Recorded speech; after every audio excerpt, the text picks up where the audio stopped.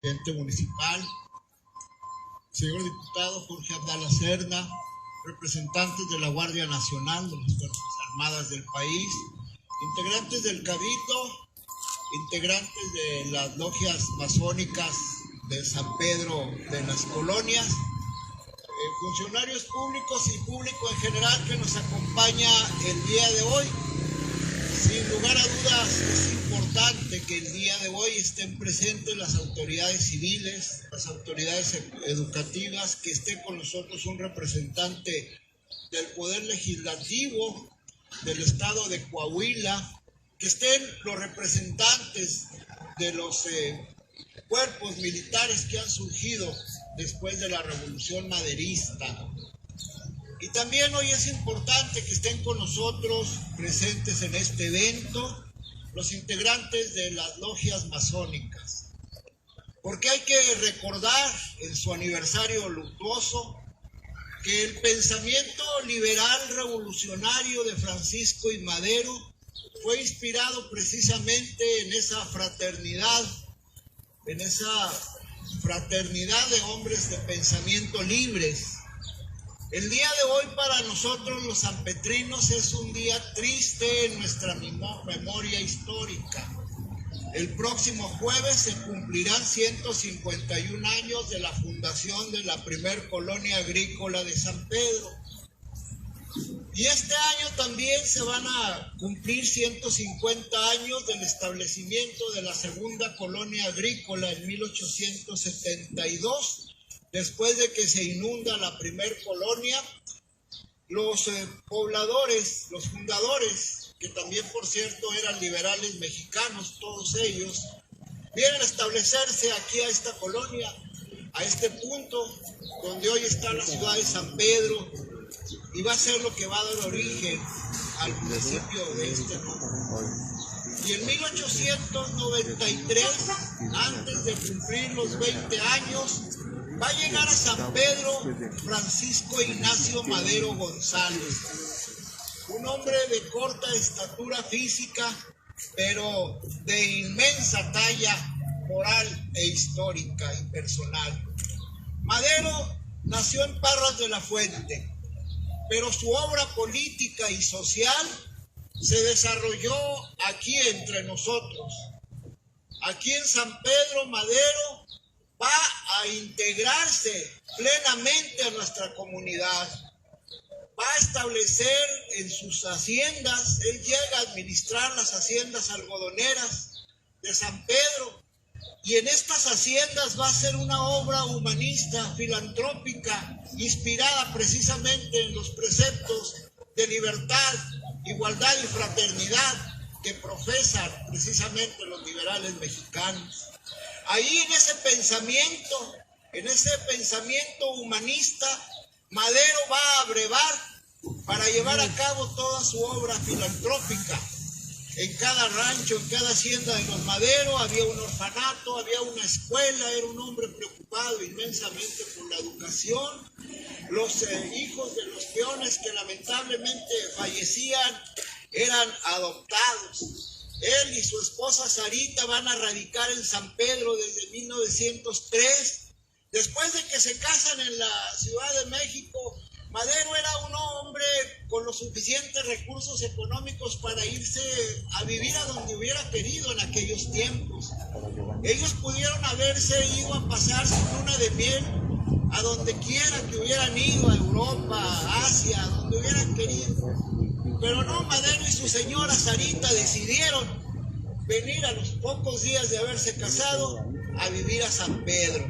Y van a radicar aquí, van a hacer de San Pedro su hogar y van a hacer de los sanpetrinos sus familias. Dios no les dio hijos, pero sí muchos ahijados y muchos protegidos. En la parroquia de San Pedro hay constancia de que Madero fue padrino de cientos de niños de comunión y de presentación y de bodas. Fue una persona que se integró 100%. Y antes de ir a la Ciudad de México, en 1911, a tomar protesta como presidente de la República, va a venir y le va a agradecer al pueblo de San Pedro, porque aquí, él lo dijo, Aquí inició su movimiento político revolucionario.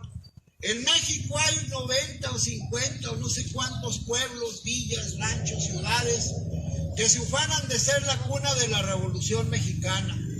Pero en ningún lugar, solamente en San Pedro Madero dijo textualmente en repetidas ocasiones que aquí había empezado su lucha. Nosotros por eso decimos que San Pedro es la cuna de la revolución, no porque se nos haya ocurrido, no porque simplemente él haya vivido aquí, sino porque él lo dijo.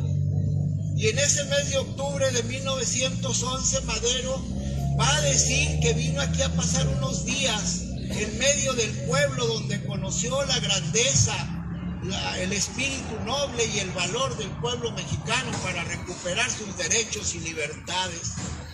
A partir de la experiencia en San Pedro en 1904, donde participa con su club, Benito Juárez va a iniciar un movimiento político que va a derivar en la Revolución Mexicana. Desgraciadamente la reacción y la traición hicieron presa de este hombre bueno y noble.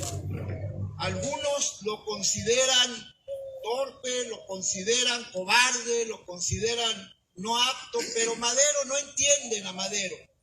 No comprenden que Madero, inspirado precisamente en esos principios de fraternidad e igualdad, pretendió gobernar en base a la legalidad, en base a la justicia. Cuando la revolución triunfa, Madero dice: la revolución hará justicia, no cobrará venganza.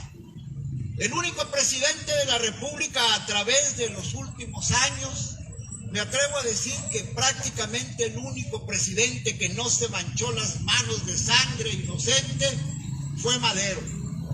Madero, durante su periodo, le respetó la libertad de prensa, respetó la libertad de asociación.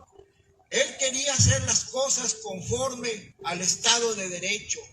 En su libro La sucesión presidencial, él plantea la idea de crear un Estado mexicano donde se respete el Estado de Derecho, donde se respete los derechos de todos y donde todos seamos iguales ante las leyes y las instituciones. Desgraciadamente, como en todo movimiento social, político, revolucionario, mucha gente se suma a esos movimientos de buena fe, pero hay otros que van con intereses personales y particulares, como fue el caso de Pascual Orozco, que cuando no se le da la gobernatura de Chihuahua, lo primero que hace es traicionar a Madero. Hay otros que no entienden el significado de las luchas justas, como el mismo Zapata, que se levanta en armas contra el presidente Madero, porque Madero le dice que la reforma agraria, la restitución de las tierras, se tiene que hacer conforme a derecho, no de manera violenta. Y le vuelve a repetir que la revolución hará justicia, no cobrará venganza. Los grandes intereses extranjeros de los Estados Unidos y las potencias europeas conspiraron contra Madero. Y en una decena, a partir del 9 de febrero, se dan esos levantamientos. Se da ese golpe de Estado en contra de Madero, quien es apresado y obligado a renunciar a la presidencia de la República el 19 de febrero. Ese día también, el 19 de febrero, aquí en Coahuila, en el municipio de Arteaga, ahí cerca de Saltillo, se reúnen las tropas leales a la revolución, en un evento promovido por el gobernador Carranza, que ya había desconocido la usurpación y que se había pronunciado en contra de Victoriano Huerta y los traidores. Ahí en Arteaga nació el ejército mexicano. Ahí se acordó integrar una fuerza revolucionaria para luchar por el restablecimiento del orden constitucional. Coahuila tiene el alto honor de ser la cuna de la revolución y también ser la cuna del ejército con aquel campamento de Arteaga, aquel 19 de febrero. La noche del día 22, hoy por la noche, se van a cumplir 109 años del cobarde asesinato de Madero y Pino Suárez. Al día siguiente, San Pedro se conmocionó, la población estaba de luto y la población va a ser reprimida. Pero la muerte de Madero no fue estéril. La sangre que se derramó del mártir de la democracia sembró la semilla de la inquietud de los mexicanos. Madero nos demostró con su movimiento político armado que el pueblo puede cambiar su destino y que los tiranos no gobernarán para siempre cuando el pueblo así lo decida. Carranza va a desconocer ese Congreso que hoy representa en este lugar el diputado Jorge Abdala. Aquella 22 legislatura va a desconocer al gobierno huertista. En Arteaga se va a organizar la fuerza revolucionaria. El día 6 de marzo, aquí en San Pedro, se va a dar el primer levantamiento armado en contra de las tropas huertistas, aquí encabezados por Agustín Millán y el mayor Roberto Gómez. Se van a levantar en armas los revolucionarios. Es el primer levantamiento debidamente documentado en contra del gobierno de la usurpación. Y aquí en Coahuila se va a firmar el Plan de Guadalupe, en cuya firma va a participar un sanpetrino, don Salomé Hernández Borrego, porque en cada momento importante de la revolución siempre estuvo presente un sanpetrino. Después de la muerte de Madero, San Pedro va a pagar su cuota de sangre en la revolución constitucionalista. Las fuerzas federales se van a ensañar contra la población y los simpatizantes de Madero. Pero la gente de San Pedro, orgullosa de su estirpe revolucionaria y liberal, va a luchar en contra de la usurpación. Hace 109 años San Pedro se cubrió de luto. Pero el día de hoy también queremos recordar esos momentos gloriosos de la revolución maderista que se vivieron en San Pedro. Para nosotros los sanpetrinos es un alto motivo de orgullo y honor que Madero haya vivido en San Pedro. Que Madero